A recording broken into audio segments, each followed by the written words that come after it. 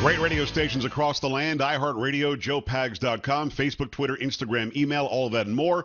It's the Joe Pags Show for a Wednesday. Welcome back to the program. A good friend of mine, it's Debbie D'Souza, also the wife of Dinesh D'Souza, the movie maker, the author. Debbie, how are you? Doing great. Just a little tired. Traveling with Dinesh. Yeah, that's speaking towards pretty busy, isn't it? Yeah, it's a busy life. It's a busy life. It's a good life, though, and he's bringing the truth wherever you guys go, and I love the reaction has been.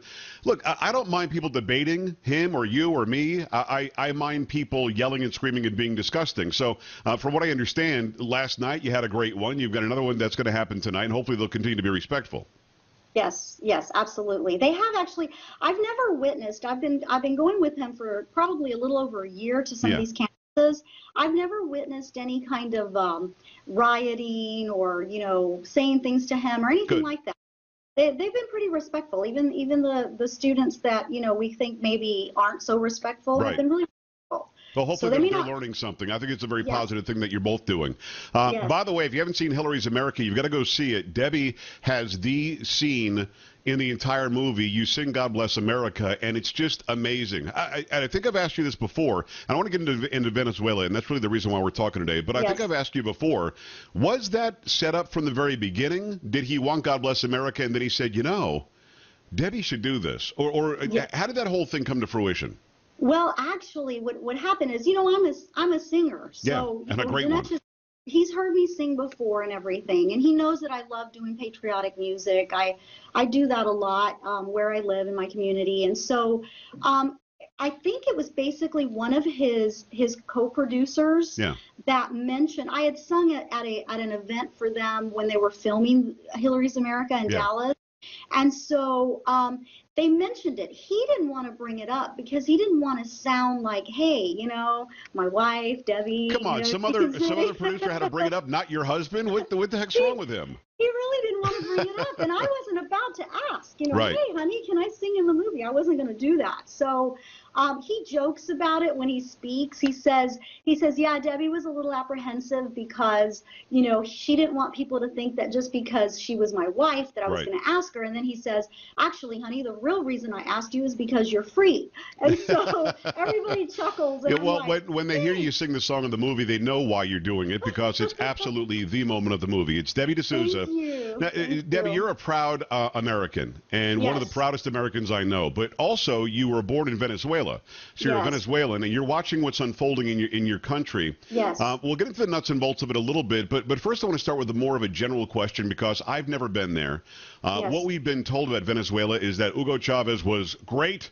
He was an amazing leader, and socialism is the way to go. And for God's sakes, you had Sean What's-his face go down there, Sean Penn, and he's good friends with the leadership of Venezuela. And we should have a socialist country, and we should have a socialist way of life here in America like they have there. Fill my listeners and viewers in on how dumb that whole idea is. Right. So, well, actually, when I was born in 1966. Venezuela was a very prosperous country.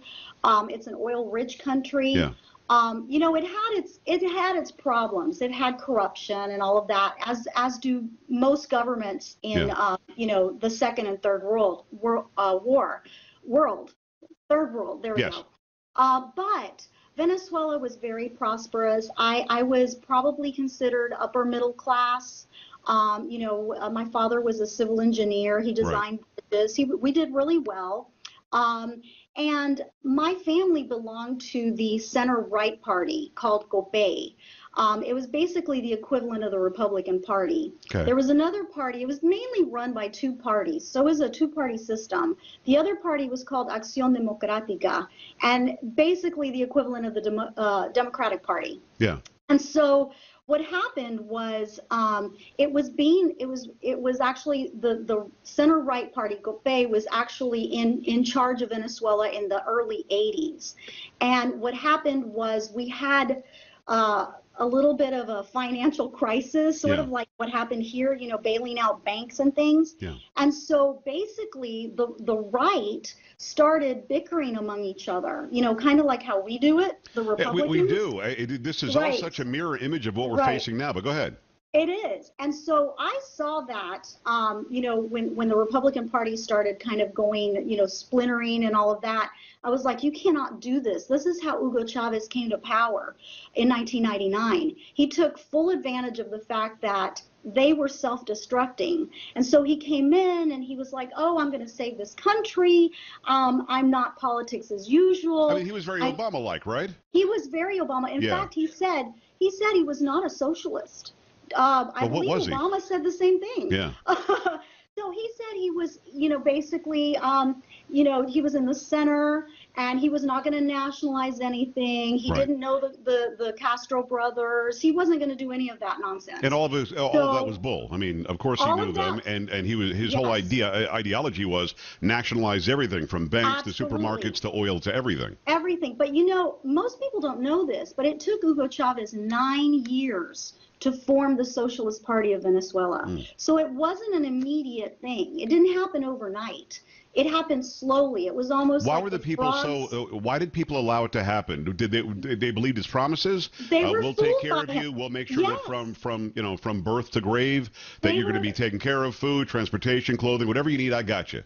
Well, you know what? Those people did believe him, that he would do that. Now, my grandparents voted for him the first election because they thought he was going to be a good president.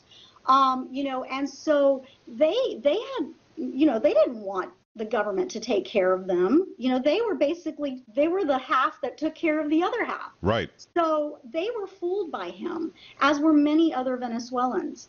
And so, as I said, this was kind of an incremental thing. It was slow. It was almost like the frog in the boiling water. Right. You don't realize you're boiling until it's too late. That's what happened in Venezuela. And then he had a stronghold on everybody. He had a stronghold on the people, on industry, on everything. It's Debbie D'Souza. Debbie is from Venezuela originally, and you're seeing what's unfolding now. I just read a news story a couple of minutes before the interview, and the news story said the death toll rises in the past 16 hours. Where are we today? What the heck is going on? Do you still have people there, or what are you hearing from there? Well, thankfully, my family's okay, but I do have friends that are on the ground there. So basically, let me explain what's happening. There's a group of thugs that are government sanctioned, and they're called colectivos, which is basically a collectors, but it's a civilian army. Wow. So Hugo Chavez's dream was to disarm Venezuelans, which in 2010 he did, was to disarm them, the citizens, the tax-paying citizens, and to arm a group of thugs that he basically pardoned who were hardened criminals. These were murderers, rapists, really bad people. So he armed them. And basically they are just running amok, killing people on the streets, and doing it all in the name of Venezuela, because they're helping the regime. Yeah, but just a logical person, and the people watching and listening are logical too, so are you. Just so let me wrap my brain around this. I understand the left in America. I understand what they want, how they act, why they're acting that way, what denial they're in. I understand what Obama tried to do in changing the history of America. I don't understand what you just said. They're collectors that go around, kill people in the name of the government. But what if I were able to sit down with one of them, and he wasn't armed, and say, "What is your job?" What would he say? I mean, what is the policy they're trying to inflict upon the people? What is it? Right. So he would basically say he's taking care of the government, making sure that the opposition or people that are against the government don't change the government. In other words, they're kind of like they're helping the National Guard, they're helping the military, and it's really funny because they act like the government acts like they don't know these thugs, but they actually work for them. They actually work for them. Wow. And they get away with it. So this girl I posted a video, this poor, she was probably 20-something years old, right. Was on the street. She was just minding her own business, and one of the colectivos came and shot her in the head. And so they do this, and it is extremely dangerous to go to Venezuela right now. It is actually probably one of the most dangerous cities in the world right now. Well, is there a civil war going on right now, Debbie? Are the people rising up, or is this just mayhem and murder from the government on the people? Well, they cannot defend themselves. They have no weapons. They have no guns. Something like Obama wanted to de-weaponize us too. Exactly. Let's have lists of where the guns are. Let's have more restrictions on guns. I mean, and people need to understand this is the kind of slope that we were on here before President Trump. Go ahead. Absolutely, and this is part of the left. So the left in Venezuela acts like the left here. They hate guns. They hate the fact that people can have guns and utilize them to defend themselves against a tyrannical government. Yeah. And so, of course, they knew what was coming down the pipe, which is why they disarmed these people. And so right now, this is the situation in Venezuela. Now, let me tell you why, everyone's like, oh, yeah, that's not our problem. Let Venezuela deal with it. Let South America deal with it. The isolationists would say that. Why are we getting involved? How does it affect us? Right. So here's the thing. The Venezuelan government is in bed with Iran. They're very, very good friends with the Iranian government. And in fact, Ahmadinejad and Hugo Chavez were super close. Yeah. Still today, I hear from people in Venezuela that airplanes from Tehran land in Caracas on a daily basis. Wow. And they go to a different part of the airport. They're not even screened where all the other passengers are screened. So it could be arms, it could be anything. They don't know. That's a great big mystery. I am actually trying to get an appointment with Congressman Nunes, House Intelligence Committee chair, because I want to make sure that our government knows this is going on. The other thing is I have an informant that tells me that terrorists, like, people from like ISIS and Hezbollah, they're getting passports from Venezuelan passports, and they're coming to America and Europe with Venezuelan passports. That's huge. And even if they aren't getting passports, we know that the southern border, at least before Trump, was extremely porous. Even if you can't get a passport, it's much easier to get here from South America than it is from Iran. Exactly. It's Debbie D'Souza. Debbie, we've got to cut it because we've been going, and I could talk to you for 3 hours. You know that. But let me ask you one last question. Yes. What's likely to happen in Venezuela, short term and long term, and do you think we should get involved? Well, I really do want us to get involved, but not militarily. Okay. I don't believe we should go with the military.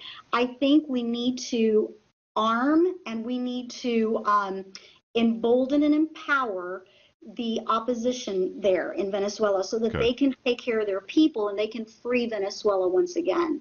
I believe that's the only way Venezuela will be able to get out of this.